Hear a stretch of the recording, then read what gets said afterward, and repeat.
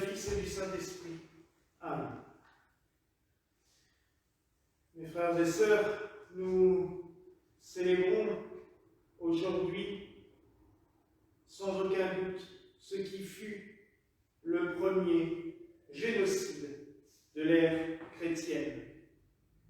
En effet, Hérode a fait tuer des centaines d'enfants, tout simplement parce qu'ils avaient le malheur d'être nés à Bethléem, avant une date précise.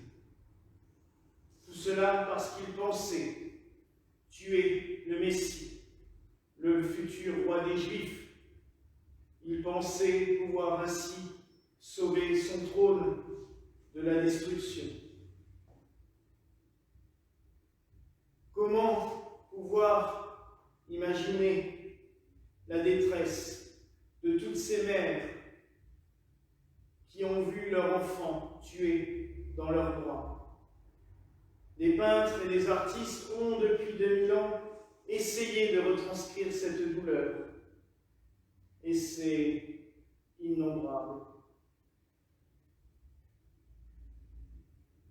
Elle est impossible à dessiner, elle est impossible même à imaginer. Mais l'Église a voulu voir dans ce martyr les prémices de sa fécondation, de son avènement, les prémices de sa grandeur future. En effet, tous ces petits anges de la terre sont devenus les anges des cieux. Ils sont autour du trône de Dieu tel que nous le décrit saint Jean dans son Apocalypse. Ils sont sans cesse en la présence de Dieu pour l'adorer, le louer et le chanter, car ils sont purs, ils n'ont proféré ni mensonge et ils sont irréprochables, nous dit le même texte de l'Apocalypse. L'Évangile nous rappelle cette prophétie de Jérémie. On a entendu les cris à Rama, ancien nom de Bethléem, des pleurs et des de grandes lamentations. Rachel pleure ses enfants et n'a pas voulu être consolée parce qu'ils ne sont plus. Bethléem, je vous l'ai déjà dit, est la maison du pain. La maison du pain vivant. La maison de celui qui a donné son corps et son sang pour nous donner la force, pour nous donner la vie. Nous pourrions dire que l'Église, en général, est la maison du pain. Et depuis 2000 ans, régulièrement, elle pleure ses enfants. Elle en est inconsolable.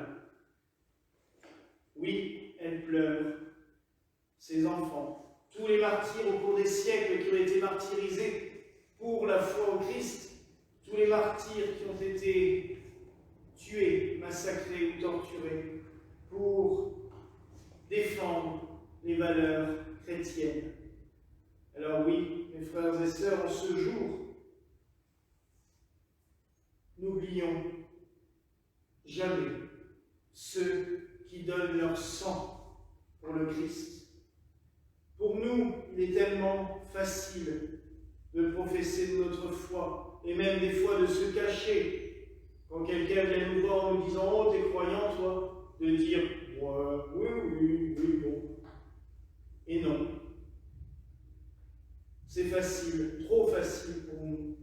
Mais des milliers de chrétiens encore à l'heure actuelle n'ont pas cette chance. Ainsi, nous voyons partout dans le monde des familles, des enfants tués parce qu'ils sont chrétiens, ou même parce qu'on les croit chrétiens.